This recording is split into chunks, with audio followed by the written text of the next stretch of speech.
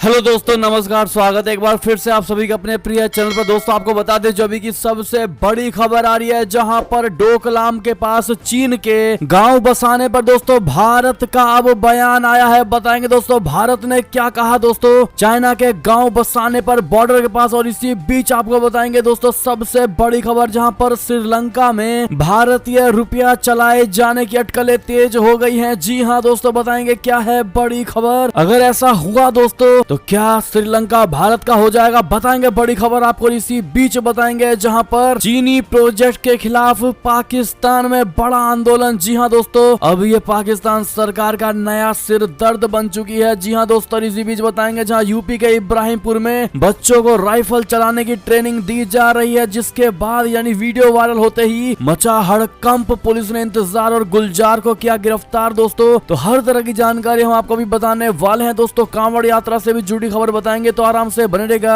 Video के अंत तक। और अभी खबरों में आगे बढ़ने से पहले हमेशा की तरह मानते हैं कि मोदी जी हाँ तो हर चीज संभव है दोस्तों। और आपको भारतीय होने पर गर्व है और अपने भारत के सेना पर 101% भरोसा है। तो उस वीडियो को भी कर दीजिए लाइक, चैनल को कर दीजिए सब्सक्राइब, बेल आइकन दबाइए, साथ ही कमेंट बॉक्स में लिख दीजिएगा जय हिंद। जी हाँ दोस्तों, तो चलते हैं पहली और बड़ी खबर की तरफ। लेकिन उससे पहले दोस्तों आप सभी से रिक्वेस्ट है, द्रौपदी मुर्मू जी को राष्ट्रपति बनने के लिए दोस्तों बहुत बहुत बधाई आप लोग जरूर दीजिएगा दोस्तों। कमेंट के माध्यम से उनको कांग्रेचुलेशन जरूर कह दीजिएगा। चलते हैं पहली और सबसे बड़ी खबर की तरफ, जहां डोकलाम के पास चीन के गांव बसाने पर विदेश मंत्रालय का बड़ा बयान। घटनाक्रम पर हमारी लगातार नजर। जी हां दोस्तों, डोकलाम में चीनी गांव के निर्माण किए जाने संबंधी पर भारतीय विदेश मंत्रालय ने बड़ी बात कही है। डोकलाम के आसपास चीन के गांव बसाने से जुड़ी खबरों पर भारतीय विदेश मंत्रालय का बयान सामने आया है दोस्तों। भारतीय विदेश मंत्रालय ने कहा है कि भारत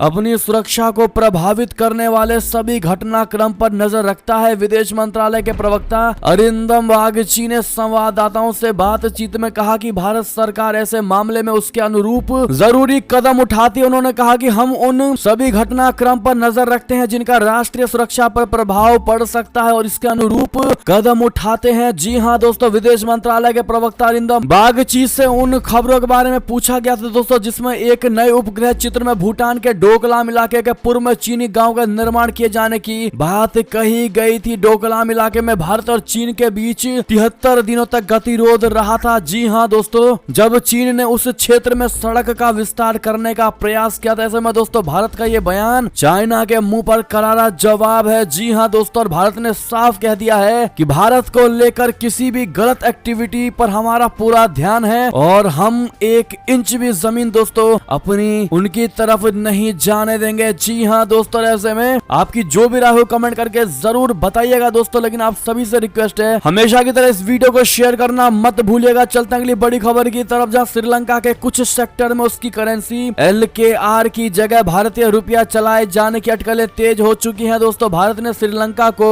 आर्थिक पतन से बाहर निकलने में मदद करने की बात कही है। इसी बीच खबर है कि वहाँ की अर्थव्यवस्था के कुछ सेक्टर में श्रीलंकाई रुपया यानी LKR को भारतीय रुपया यानी INR के साथ प्रतिस्थापित यानी स्वैप किए जाने की चर्चा है दोस्तों। यानी उन सेक्टर में भारतीय रुपए में भुगतान को मंजूरी दी जाएगी। श्रीलंकाई अखबार द संडे मॉर्निंग ने यह खबर दी है दोस्तों। विदेश मंत्री S जयशंकर ने मंगलवार को कहा था कि भारत अपने पड़ोसी के हालात को लेकर चिंतित है। श्रीलंका संकट पर सर्वदलीय बैठक की अध्यक्षता करते हुए उन्होंने कहा कि हर किसी के लिए इसकी चिंता होना स्वाभाविक है। उन्होंने श्रीलंका के संकट को गंभीर और अभूतपूर्व करार दिया है। जी हां दोस्तों, हाल ही में सेंट्रल बैंक ऑफ श्रीलंका के गवर्नर ने भारतीय CEO फोरम के साथ बातचीत में अपने देश में लेन देन के लिए विदेशी मुद्रा के रूप में भारतीय रुपए को पेश करने की बात कही थी। जी हां, ऐसे में दोस्तों एक चीज आप सभी ने जरूर गौर किया होगा कि पूरे श्रीलंका जब तक संकट में रहा दोस्तों, अभी भी संकट में ही है, लेकिन प्रदर्शन से लेकर दोस्तों सरकार बनने तक भारत ही एकमात्र ऐसा देश है जिसने श्रीलंका की मदद की है दोस्तों। वो पैसे से लेकर हर चीज में मदद की है और भी कोई देश श्रीलंका के साथ नहीं आया। जी हाँ दोस्तों, और चाइना जैसा अपने आप को सबसे बड़ा दिखाने वाला देश भी दोस्तों पीछे हटता रहा, लेकिन भारत तटस्थ रह करके दोस्तों श्रीलंका की मदद करता रहा। और ऐसे में अब श्रीलंका भी भारत को भारतीय रुपए में अपनी डील करने की बात कह रहा है दोस्तों। इसको आप किस नजरिए से देखते हैं और श्रीलंका में भारतीय रुपए का चलना भारत के लिए गर्व की बात है तो कमेंट में जरूर लिखकर बताइएगा दोस्तों आप क्या विचार रखते हैं इस पर। चलते हैं अगली बड़ी खबर की तरफ, जहां चीनी प्रोजेक्ट के खिलाफ आंदोलन का नया दौर, पाकिस्तान सरकार का नया सिर दर्द। जी हां, पाकिस्तान के ग्वादर इलाके में अब जन आंदोलन का एक नया दौर शुरू होने जा रहा है। स्थानीय जन संगठनों ने चीन पाकिस्तान इकोनॉमिक कॉरिडोर के तहत बन रही परियोजनाओं के खिलाफ अनिश्चितकालीन धरना शुरू करने का ऐलान कर दिया है। इस खबर से पाकिस्तान सरकार की इस इलाके में चीनी परियोजनाओं को निर्बाध रूप से आगे बढ़ाने की मंशा को धक्का लग सकता है। जी हां दोस्तों, आंदोलन और आतंकवादी हमलों के कारण इन परियोजनाओं पर काम की रफ्तार पहले ही धीमी हो चुकी है। जी हां दोस्तों, इन परियोजनाओं के विरोधी संगठनों का कहना है कि पाकिस्तान सरकार उनकी चिंताओं को दूर करने में नाकाम रही है। इस पूरे समुद्री क्षेत्र में मशीनी नौकाओं से गैर कानूनी रूप से मछली मारने का धंधा बेरोक चल रहा है। दोस्तों, इससे स्थानीय मछुआरों की आजीविका पर खराब असर पड़ा है। जी हां, परियोजनाओं के कारण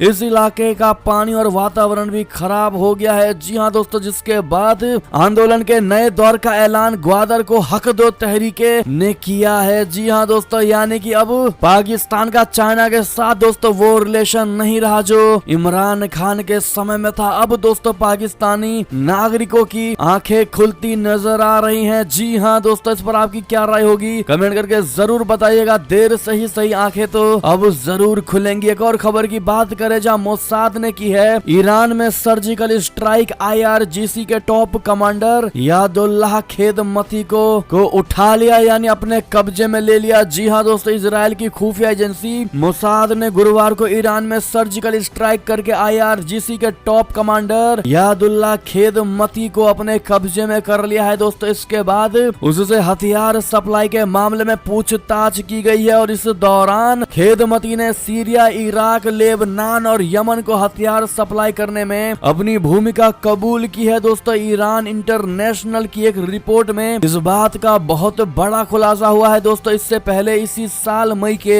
महीने में ईरान इंटरनेशनल ने मंसूर रसौली नाम के एक IRGC अधिकारी का वीडियो पब्लिश किया था। दोस्तों, इस वीडियो में उसने स्वीकार किया था कि उसे इस्तांबुल में इजरायली वाणिज्य दूतावास में एक कार्यकर्ता, जर्मनी में तैनात एक अमेरिकी जनरल और फ्रांस में एक पत्रकार की हत्या के लिए एक सेल स्थापित करने का आदेश दिया गया था। जी हां दोस्तों, बढ़ते अगली बड़ी खबर की तरफ, जहां पाकिस्तान में भी बाड़ा बंदी। इमरान को 50 करोड़ में अपने विधायकों के बिकने का सता रहा है डर, मोबाइल छीने, होटल में किया कैद। जी हां दोस्तों, अब पाकिस्तान से भी नेताओं की खरीद फरोख्त की खबरें सामने आने लगी है। जी हां दोस्तों, हाल ही में प्रधानमंत्री पद की कुर्सी गंवाने वाले इमरान खान अब पंजाब प्रांत बनाने की कोशिश में है, लेकिन उन्हें डर है कि उनकी पार्टी PTI के विधायक मौजूदा प्रधानमंत्री शहबाज शरीफ के पक्ष में वोटिंग कर सकते हैं। इमरान खान ने खुद दावा किया है कि उनकी पार्टी के नेताओं को 50 करोड़ रुपए का ऑफर किया गया है। इस सब के पीछे आसिफ जरदारी का हाथ है। कल पंजाब में मुख्यमंत्री चुने जाने के लिए वोटिंग होनी है, यानी आज। अब अपने विधायकों के दूसरे खेमे में चल रहे जाने के डर से इमरान खान ने उन्हें एक होटल में कैद कर लिया है। दोस्तों, अगली खबर की बात करें, जहां यूरोपियन यूनियन ने रूस पर कड़े किए प्रतिबंध, क्या पुतिन पर होगा कोई असर? जी हां, यूरोपीय संघ ने यूक्रेन पर आक्रमण को लेकर बृहस्पतिवार को रशिया पर और अधिक प्रतिबंध लगा दिए हैं। EU के सदस्य देशों ने रशिया पर विभिन्न प्रकार के प्रतिबंध लगाए हैं, जिनमें सोने के आयात और उच्च तकनीक वाली कुछ वस्तुओं के निर्यात नियंत्रण को कठोर बनाना शामिल है। यूरोपीय आयोग की अध्यक्ष उर्सुला वॉन डेर लेन ने कहा कि क्रेमलिन के खिलाफ प्रबल एवं दीर्घकालिक प्रतिबंध मॉस्को को एक मजबूत संकेत भेजते हैं कि हम अधिक से अधिक समय तक अपना दबाव बनाए रखेंगे। जी हाँ, क्या लगता है दोस्तों आपको, क्या यूरोपीय यूनियन द्वारा रशिया पर किए गए कड़ी प्रतिबंध से दोस्तों क्या रशिया को फर्क पड़ेगा, क्या कोई असर पड़ेगा पुतिन को? आपको जो भी लगता हो कमेंट करके जरूर बताइएगा। अगली खबर की बात करें, जहां पर डच सांसद गिर्ट विल्डर्स ने बांग्लादेश हिंसा और नुपुर शर्मा का मुद्दा संसद में उठाया। कहा, क्या आप हिंदुओं के खिलाफ मुस्लिमों की हिंसा की निंदा करने को तैयार हैं? जी हां दोस्तों, आतंकवाद और धार्मिक असहिष्णुता को लेकर मुखर रहने वाले डच सांसद गिर्ट वाइल्डर्स ने इस बार भारत और बांग्लादेश में हिंदुओं के खिलाफ इस्लामी हिंसा को लेकर अपनी आवाज बुलंद की है। उन्होंने संसद में हिंदुओं का समर्थन करने के लिए अंतर्राष्ट्रीय स्तर पर इस ओर ध्यान देने की मांग की है। इस दौरान उन्होंने पूर्व भाजपा प्रवक्ता नुपुर शर्मा के मुद्दे पर भी चर्चा की, जिन्हें इस निंदा के आरोप में जान से मारने की धमकियां मिली थी। जी हाँ दोस्तों, वाइल्डर्स ने ट्विटर पर हिंदुओं, उनकी सुरक्षा और उनके समर्थन में 13 महत्वपूर्ण प्रश्न वाले दस्तावेज साझा किए हैं। उन्होंने बांग्लादेश और भारत में हिंदुओं के खिलाफ मुस्लिम हिंसा, नुपुर शर्मा के समर्थन में खड़े न होने और हिंदुओं की सुरक्षा के लिए अंतर्राष्ट्रीय स्तर पर अधिक ध्यान और समर्थन देने के बारे में लिखा है। दोस्तों, ऐसे में अगर आप भी डच सांसद गिर्ट वाइल्डर्स का दोस्तों भारत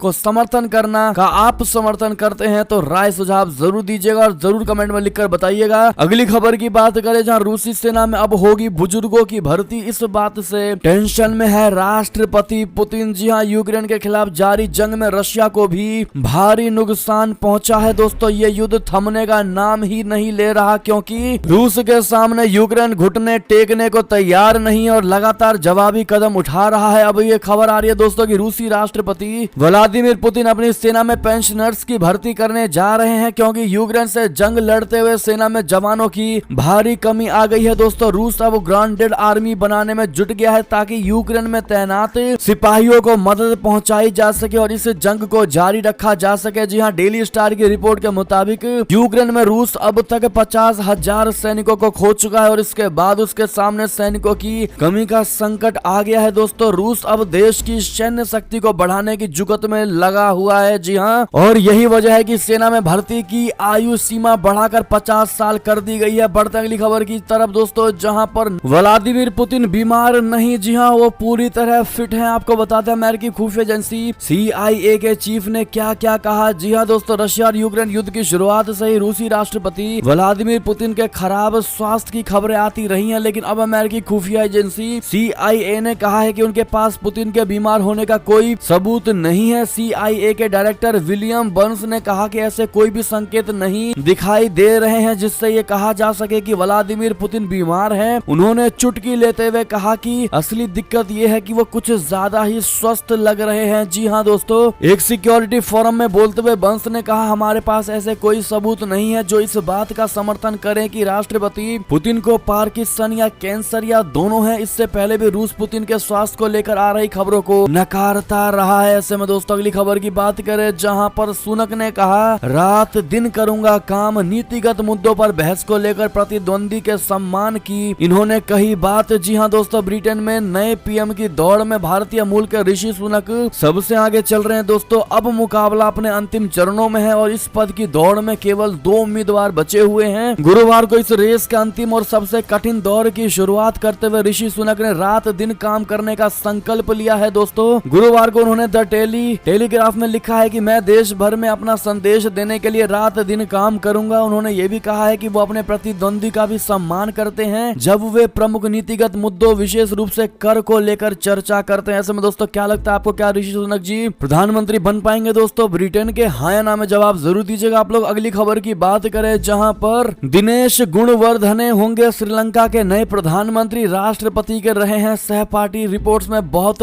बड़ा खुलासा, श्रीलंका के नए राष्ट्रपति रानिल विक्रमसिंघे के सहपाठी और पूर्व public administration minister Dinesh Gunawardena अब प्रधानमंत्री बनाए जाएंगे। जी हां, राइटर्स की रिपोर्ट के मुताबिक जल्द ही राष्ट्रपति विक्रमसिंघे उन्हें प्रधानमंत्री पद की शपथ दिला सकते हैं। दोस्तों, शुक्रवार को विक्रमसिंघे नए मंत्रिमंडल का भी ऐलान कर सकते हैं। आपको बता दें कि श्रीलंका में विरोध प्रदर्शन के बाद पूर्व राष्ट्रपति गोटाबाया राजपक्षे देश छोड़कर भाग गए। इसके बाद संसद में हुए चुनाव में विक्रमसिंघे को सबसे ज्यादा वोट मिले और वो राष्ट्रपति चुने गए। अगली खबर की बात करें दोस्तों, जहां पर अमेरिकी राष्ट्रपति जो बाइडेन हुए कोरोना पॉजिटिव, लगवा चुके हैं वैक्सीन की दोनों डोज। जी हां दोस्तों, अमेरिका के राष्ट्रपति जो बाइडेन कोरोना पॉजिटिव पाए गए हैं। दोस्तों, इस बारे में व्हाइट हाउस का कहना है कि उन्हें इसके सामान्य लक्षण है और वो आइसोलेशन से काम करना जारी रखेंगे। अमेरिका के अब तक के सबसे उम्र दराज राष्ट्रपति जो बाइडेन की उम्र 79 है। कोरोना संक्रमित पाए जाने के बाद उन्हें नाक बहने, थकान और सूखी खांसी की समस्या है। व्हाइट हाउस के डॉक्टर केविन ओ कॉनर ने इसकी जानकारी दी है। राष्ट्रपति जो बाइडेन को एंटीवायरल पैक्सलोविड ट्रीटमेंट दिया जा रहा है। व्हाइट हाउस की press secretary Karine Jean Pierre ने एक बयान में कहा कि जो बाइडेन का वैक्सीनेशन पूरा हो चुका है। उन्होंने कोरोना वैक्सीन की 2 डोज ले ली है। अभी उन्हें कोरोना के सामान्य लक्षण दिखाई दे रहे हैं। जी हाँ दोस्तों, अगली खबर की बात करें, जहां पर अमेरिका से ही खबर है दोस्तों, जहां अमेरिका के मिसौरी में दर्दनाक ट्रेन हादसा, अब तक 46 लोगों की मौत। जी हाँ, अमेरिका के मिसौरी में दर्द दर्दनाक ट्रेन हादसा हुआ है दोस्तों। ट्रेन एक ट्रक से टकरा गई और दोस्तों फिर पटरी से उतर गई और इस हादसे में अब तक 46 यात्रियों की मौत हो गई है, जबकि कई लोग गंभीर रूप से घायल हो गए हैं दोस्तों। घायलों को पास के अस्पताल में भर्ती कराया गया है। बढ़ते अगली खबर की तरफ, जहां पर इटली के प्रधानमंत्री मारियो द्रागी का इस्तीफा, साथी दल की बगावत के बाद गिरी सरकार। जी हां दोस्तों, इटली में राजनीतिक अस्थिरता के बाद प्रधानमंत्री मारियो द्रागी ने इस्तीफा दे दिया है दोस्तों। उन्होंने राष्ट्रपति से मिलकर इस्तीफा सौंप दिया है दोस्तों। इस्तीफा देने से पहले संसद में उन्होंने कहा कि वो राष्ट्रपति सर्जियो मत्तारेला को इस्तीफा देने जा रहे हैं। वो अपने संगठन और गठबंधन को संभालने में कामयाब नहीं रहे। राष्ट्रपति ने द्रागी से कहा कि जब तक चुनाव नहीं होते तब तक वो अंतरिम प्रधानमंत्री के तौर पर कार्य करते रहेंगे। जी हां, गठबंधन में दूसरी सबसे बड़ी पार्टी 5 स्टार मूवमेंट में विश्वास प्रस्ताव में हिस्सा लेने से इनकार कर दिया था। अगली खबर की बात करें दोस्तों, जहां पर दुबई से कोच्चि आ रहे एयर इंडिया के विमान में बड़ी खराबी, मुंबई में कराई गई लैंडिंग। जी हां दोस्तों, दुबई से कोच्चि आ रहे एयर इंडिया के फ्लाइट में तकनीकी खराबी आने के बाद मुंबई के लिए डाइवर्ट करना पड़ा दोस्तों। जानकारी के मुताबिक पायलट इन कमांड ने केबिन प्रेशर में कमी की सूचना दी, जिसके बाद विमान को आनंद फानंद में मुंबई के लिए डाइवर्ट करना पड़ा, जहां विमान की सुरक्षित लैंडिंग हो गई। तो वहीं नागर विमानन महानिदेशालय ने घटना की जांच भी जारी कर दी है। जी हां दोस्तों, आपको बता दें दोस्तों कि ये 1-2 हफ्ते में ही कई सारे ऐसे मामले निकल कर सामने आए जहां पर इमरजेंसी लैंडिंग कराई गई। जी हां दोस्तों, ऐसे में आपको क्या लगता है कमेंट करके जरूर बताइएगा। आखिर लगातार भारतीय फ्लाइट्स में इस प्रकार की खामियां आना दोस्तों कितने हद तक पैसेंजर्स के लिए नुकसान दायक है दोस्तों, कमेंट में बताना मत भूलिएगा दोस्तों। और ऐसे में अगर ऐसा ही बार बार चलता रहा तो लोगों का फ्लाइट में यात्रा करना भारी पड़ जाएगा। जी हाँ दोस्तों, और सबका दिल फ्लाइट से उतर सकता है दोस्तों। आप क्या कहते हैं, इस पर अपनी राय जरूर दीजिएगा दोस्तों। और कितने भाइयों बहनों ने फ्लाइट में सफर किया है बताना मत भूलिएगा। अगली खबर की बात करें, जहां पर क्या वैश्विक आपातकाल घोषित होगा मंकी पॉक्स। जी हाँ, 15,000 केस और 70 मौतों के बाद WHO ने फिर बुलाई है अहम और इमरजेंसी बैठक। जी हाँ दोस्तों, विश्व स्वास्थ्य संगठन यानी WHO ने हफ्ते भर के अंदर इस बात पर विचार करने के लिए दूसरी बैठक बुलाई है कि मंकी पॉक्स को वैश्विक संकट घोषित किया जाए या नहीं। जी हाँ, इसके साथ ही कुछ वैज्ञानिकों ने कहा है कि फ्री अफ्रीका और विकसित देशों में संक्रमण फैलने के तरीकों में अंतर स्पष्ट होना किसी समन्वित प्रतिक्रिया को जटिल बना देगा। अफ्रीकी अधिकारियों ने कहा कि वो पहले से ही महाद्वीप की महामारी को आपातकाल मान रहे हैं, लेकिन कुछ विशेषज्ञों ने कहा है कि यूरोप, उत्तरी अमेरिका और अन्य जगह मंकी पॉक्स के मामूली प्रकार की मौजूदगी पर आपातकाल की घोषणा करना गैर जरूरी है, भले ही वायरस पर नियंत्रण ना हो सके। अगली खबर की बात करें दोस्तों, जहां पर उत्तर प्रदेश के इब्राहिमपुर में बच्चों को राइफल चलाने की दे रहा था ट्रेनिंग, वीडियो वायरल होने से मचा हड़कंप। पुलिस ने इंतजार और गुलजार को किया गिरफ्तार। जी हां, जब बिहार में पॉपुलर फ्रंट ऑफ इंडिया यानी PFI के ट्रेनिंग के खुलासे हो रहे हैं और भारत को इस्लामी मुल्क बनाने के लिए इंडिया विजन 2047 का पर्दाफाश हो रहा है, उसी समय उत्तर प्रदेश के प्रतापगढ़ का एक वीडियो सामने आया है और इस वीडियो में एक बुजुर्ग को किशोरों को हथियार चलाने की ट्रेनिंग देते हुए देखा जा सकता है दोस्तों। और इस मामले में पुलिस ने इंतजार और गुलजार को गिरफ्तार कर लिया है। ये वीडियो सोशल मीडिया पर खूब वायरल हो रहा है दोस्तों। इस वीडियो में दिख रहा है कि एक बुजुर्ग किशोरों के हाथ में यानी नाबालिग बच्चों के हाथ में दोस्तों हथियार देकर गोली चलवा रहा है। वीडियो में एक ऐसा भी शख्स दिखाई दे रहा है जो सऊदी अरब के लोगों की तरह चोंगा पहने और सिर पर गमछा बांधे हुए हैं। जी हाँ दोस्तों, आपको बता दें इस वीडियो के सामने आने के बाद पूरे इलाके में हड़कंप मचा हुआ है और बताया जा रहा है कि हबीबी नाम का शख्स है, राइफल चलाना सिखा रहा है। जी हाँ दोस्तों, वीडियो वायरल होने के बाद पुलिस भी हरकत में आ गई और इस मामले में पुलिस ने FIR दर्ज करके 2 लोगों को गिरफ्तार कर लिया है। गिरफ्तार दोनों सगे भाई हैं, वहीं उनके लाइसेंसी राइफल को भी जब्त कर लिया गया है। ऐसे में दोस्तों, क्या इस प्रकार से नाबालिग बच्चों को अभी सही राइफल चलाने की ट्रेनिंग देना क्या गलत नहीं है दोस्तों, बताइएगा जरूर आप लोग। और जिस प्रकार से PFI भारत को इस्लामी मुल्क बनाने के लिए अंदर ही अंदर कोशिश कर रहा था दोस्तों, इस पर आपकी जो भी राय हो बताइएगा कमेंट करके। अगली खबर की बात करें, जहां द्रौपदी मुर्मू के घर पहुंचे प्रधानमंत्री नरेंद्र मोदी जी, राष्ट्रपति चुने जाने की दी बधाई। जी हां, राष्ट्रपति चुनाव में राष्ट्रीय जनतांत्रिक गठबंधन की उम्मीदवार द्रौपदी मुर्मू की जीत के बाद प्रधानमंत्री नरेंद्र मोदी जी और भारतीय जनता पार्टी के अध्यक्ष JP नड्डा उनसे मुलाकात करने पहुंचे। PM मोदी जी ने मुर्मू के आवास पर पहुंचे, उन्हें जीत की बधाई दी। सूत्रों ने बताया है कि केंद्रीय गृह मंत्री अमित शाह जी, रक्षा मंत्री राजनाथ सिंह जी, संसदीय कार्य मंत्री प्रहलाद प्रहलाद जोशी। राज्यसभा में सदन के नेता पीयूष गोयल भी जीत की बधाई देने मुर्मू से मिलने जाएंगे। जी हाँ दोस्तों, बता दें प्रधानमंत्री नरेंद्र मोदी जी ने अपने बधाई संदेश में कहा कि भारत ने इतिहास रचा है ऐसे समय में जब 1.3 अरब भारतीय आजादी का अमृत महोत्सव मना रहे हैं। पूर्वी भारत के एक दूर दराज के हिस्से में पैदा हुए आदिवासी समुदाय से आने वाली भारत की बेटी हमारी राष्ट्रपति चुनी गई है। श्रीमती द्रौपदी मुर्मू जी को इस उपलब्धि पर बहुत बहुत बधाई। द्रौपदी मुर्मू जी का जीवन, उनके शुरुआती संघर्ष, उनकी समृद्ध सेवा और उनकी अनुकरणीय सफलता प्रत्येक भारतीय को प्रेरित करती है। वो हमारे नागरिकों, विशेष रूप से गरीबों, हाशिए पर और दलितों के लिए आशा की किरण के रूप में उभरी। आप सभी को बता दें दोस्तों कि द्रौपदी मुर्मू जी का जो जीवन रहा है, पिछला जीवन यानी कि अभी तक के समय में जितना उन्होंने कष्ट काटा है दोस्तों, वो उनका जीवन दुखों के पहाड़ों से भरा हुआ रहा है। जी हाँ दोस्तों, पहले उन्होंने अपने पति को खोया, बाद में अपने बेटे को खोया दोस्तों, और ऐसा ही दुखों के साथ इनका जीवन चलता रहा और आज राष्ट्रपति पद पर चुनी गई है दोस्तों। ऐसे में फिर से एक बार आप सभी से रिक्वेस्ट है, जिन्होंने अभी तक बधाई नहीं दी है, कांग्रेचुलेशन टू द्रौपदी मुर्मू जी कहना मत भूलिएगा। बहुत बहुत बधाई द्रौपदी मुर्मू जी को हमारी टीम की ओर से भी दोस्तों। बढ़ते अगली बड़ी खबर की तरफ, जहां पर बौखलाते हुए यशवंत सिन्हा ने द्रौपदी मुर्मू को बधाई दी, साथ में भाजपा सरकार पर तंज कसा है। जी हां दोस्तों, राष्ट्रपति चुनाव में एनडीए उम्मीदवार द्रौपदी मुर्मू की बड़े अंतर से जीत के बाद यशवंत सिन्हा ने दोस्तों द्रौपदी मुर्मू को बधाई देने में देरी नहीं की। बधाई के साथ उन्होंने तंज भी कस दिया। जी हां, यशवंत सिन्हा ने कहा, मैं राष्ट्रपति चुनाव 2022 में श्रीमती द्रौपदी मुर्मू जी की जीत पर उन्हें बधाई देता हूं। मैं उम्मीद करता हूं कि वास्तव में भारत के लोग उम्मीद करते हैं कि भारत के 15वें राष्ट्रपति के रूप में वो बिना किसी डर या पक्षपात के संविधान के संरक्षक के रूप में कार्य करें। मैं देशवासियों के साथ उन्हें शुभकामनाएं देता हूं। आगे उन्होंने कहा, परिणाम चाहे जो भी रहे हो, लेकिन मेरा मानना है कि इससे भारतीय लोकतंत्र को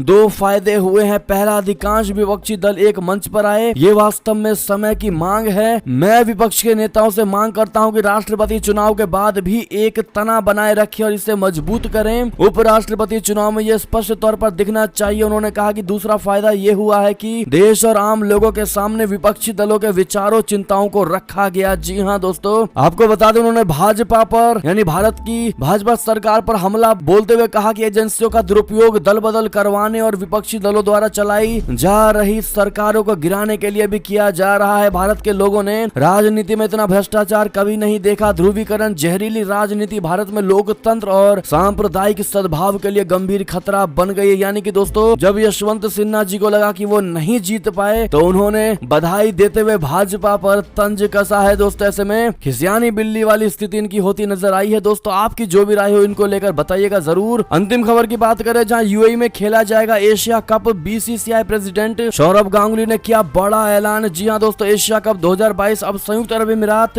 यानी यूएई में खेला जाएगा। बीसीसीआई अध्यक्ष सौरभ गांगुली ने मुंबई में हुई एपेक्स काउंसिल की बैठक के बाद इस बात की जानकारी दी है। पहले इस टूर्नामेंट का आयोजन आर्थिक संकट से जूझ रहे श्रीलंका में किया जाना था। एशिया कप 27 अगस्त से 11 सितंबर के बीच होना है और ये T20 प्रारूप में खेला जाएगा। जी हां, गांगुली ने एपेक्स काउंसिल की बैठक के बाद संवाददाताओं से कहा कि एशिया कप यूएई में होगा क्योंकि ये एकमात्र ऐसी जगह है जहां बारिश नहीं होगी। जी हां दोस्तों, ऐसे में ये थी दोस्तों अब तक की सारी बड़ी खबरें। आपको हमारी खबर कैसी लगी? आशा करता हूँ बहुत अच्छी लगी होगी। अगर थोड़ी भी अच्छी लगी है तो इस वीडियो को अभी अपने भाई बंधुओं में व्हाट्सएप, फेसबुक, ट्विटर के जरिए पूरे भारत में शेयर करना बिल्कुल मत भूलिएगा दोस्तों। और अभी कर दीजिए इस वीडियो को लाइक, चैनल को कर दीजिए सब्सक्राइब, बेल आइकन दबाइए, साथ ही कमेंट बॉक्स में लिख दीजिएगा जय हिंद जय भारत। तो मिलते हैं आप अगली बड़ी खबर में दोस्तों, तब तक अपना ख्याल रखिएगा। आप सभी का बहुत बहुत धन्यवाद। जय हिंद जय भारत, जय श्री राम, वंदे मातरम, हर हर महादेव।